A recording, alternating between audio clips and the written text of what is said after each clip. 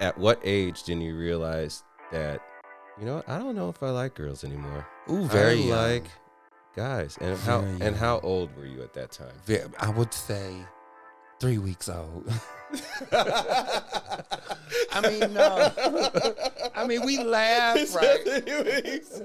I He's like, ooh, after they out the womb, like, yo, what's up? I don't like this thing I came out of. This the first and the last. The first and the last, bitch. I don't want this no more. No. Oh, my God. It's too much going on here.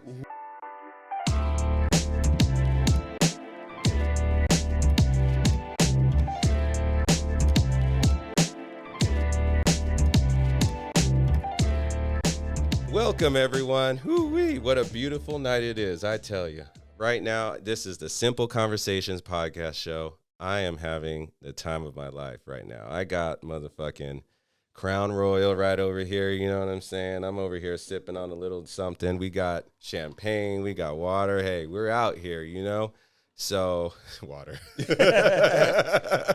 Oh, yes, yeah, water and all that other good stuff. But right now, it is Pride Month. I am just so happy. I got all this just pride running through me. I mean, you could see it through my eye pores right now. It's just crazy. You know what I'm saying? So right now I have a really special guest, a really good friend of mine. I mean, we go way back from college. One of the best entrepreneurs who really inspires me and really knows the game very well, a real estate mogul, a business owner, and one of the most prideful motherfuckers I know. Bray Sims, welcome, bro. Welcome, thank you, bro. Thank you for having me. Yes. I love it, man.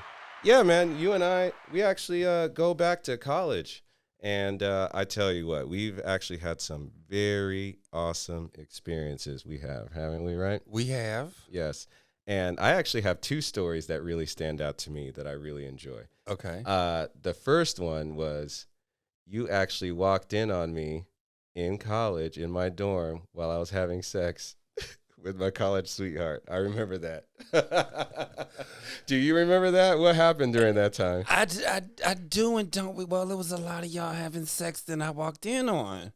So I was your RA and I was trying to, be your friends. And yeah, I've seen a lot. So if I can't pinpoint it. Yes, so I remember you walked in and then you just walked right out and then you made some smart ass remark like you always do. It was fucking hilarious. Do you remember what I said? I don't think I'll repeat it on the camera. Oh, wow. Okay. But, just to protect the story, it's okay. Just to protect the story. But, what I actually want people to know about is the story that we have on my graduation day, the last day of school.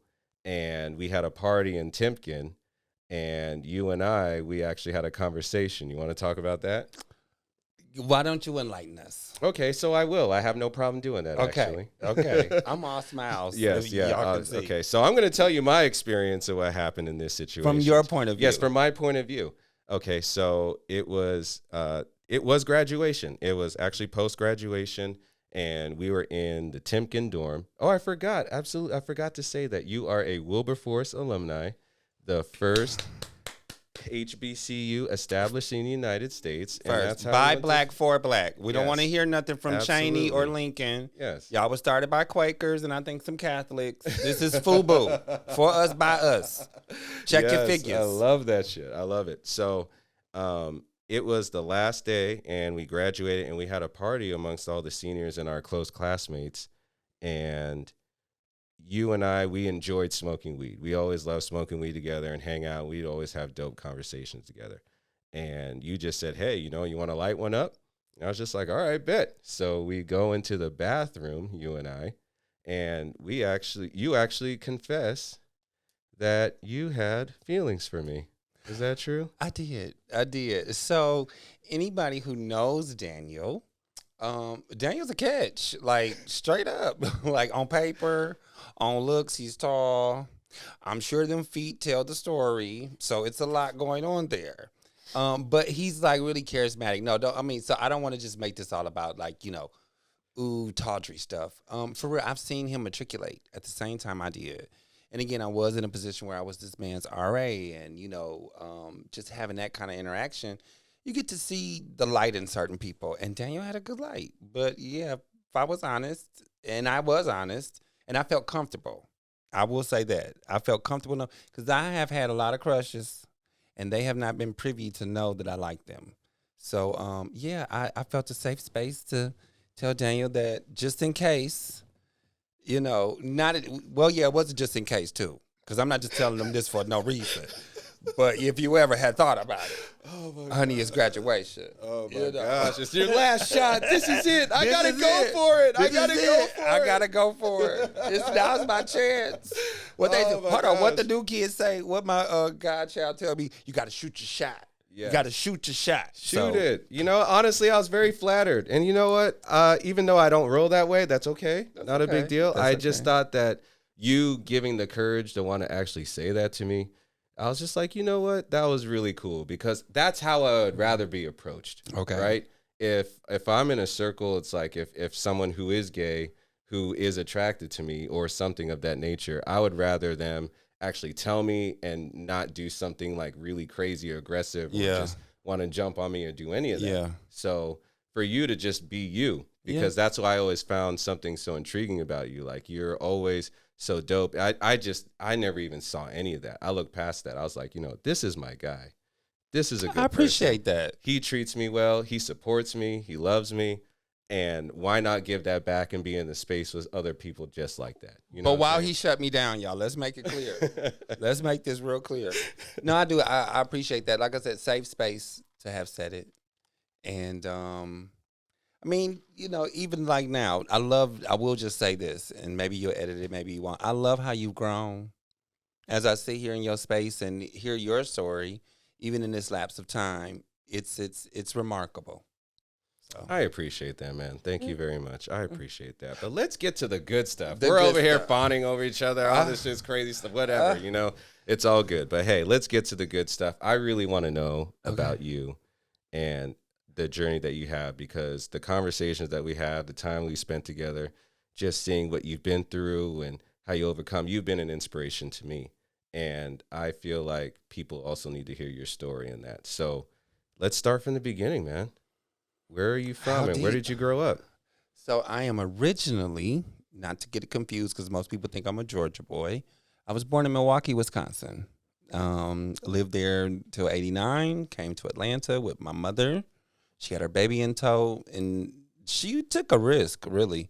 She moved by herself, and she's from a very large family. There's 9 of them. She's the middle child, and she just had the fire in her ass to come, and I'm glad for it. So Atlanta by way of Milwaukee, and I always go back. I still have family there. My dad's there, so I'm very connected to Wisconsin. Were your mother and father involved in your life? Yes. Back then or overall? Yeah, like when you're growing up in the house, you look at your childhood, like you knew who your mother was, you knew who your father was, you spent time with them. They got to understand who you were at that time. Yeah. So my mother, for sure. I think that's the story of most black men, always, even if they have the dad. My dad's story is interesting. My dad is now my best friend. He's one of them. I know you look quizzically, but he is. No, we have questions for all of that. Yes, yeah, but go, yeah. But so we had an absence, a very long absence from each other. My father, like I said, he's in Milwaukee. He's been in Milwaukee for all these years, but he was not very communicative when I was younger.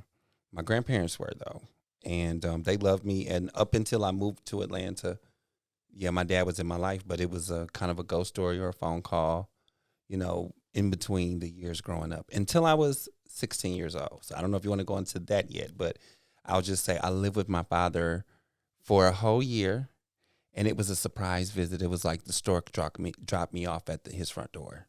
And how would you describe your relationship with your father? It's always been great. Even in the absence of my father, I learned the man I wanted to be. I did long though for that interaction. But he did teach me a couple of things about what manhood was not, or what in my mind at that age.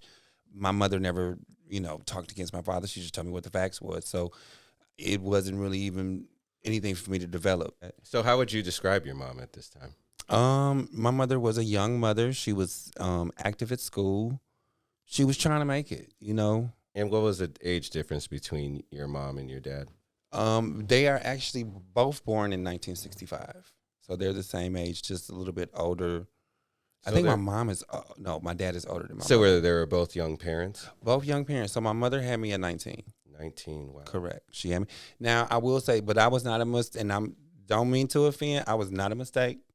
I was purposeful, and my daddy wanted me. Matter of fact, Yes. that's the only reason my mama got pregnant because, as she tells it, and my daddy's never talked against it. He asked her to have his child, and that meant something to her. And their relationship meant something to her at that time. My mother was fully invested and fully in love. Somebody would say blindly in love, but yeah, she was. So you feel like your parents were so proud to have you, like actually, like. Oh yeah, want my you- parents wanted me, and then my parents, my dad still to this day reminds me, if not every time we're on the phone, at least every other time, and he means it. And it's touching to even say this to y'all in front of two other men.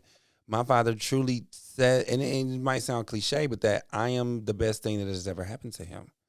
And for my father, who's gonna see this? My daddy is some people they say big fish in a small town or small pond, or you got a small fish in a big pond. My daddy is neither one of them. I think he's a medium fish in a medium pond, if I had to sum it up. It's like so many things could have happened in his life. He could have went to go play basketball. He could have did this, could have did that. My daddy is like the union worker Joe. He's going to show up at his job. He believes in hard work and doing the right thing. He doesn't always do the right thing, but morally, he's not corrupt at all. Okay, so now this leads to my next question. At what age did you realize that, what, I don't know if I like girls anymore? Ooh, very I young. like guys. And how old were you at that time? I would say 3 weeks old. I mean, no.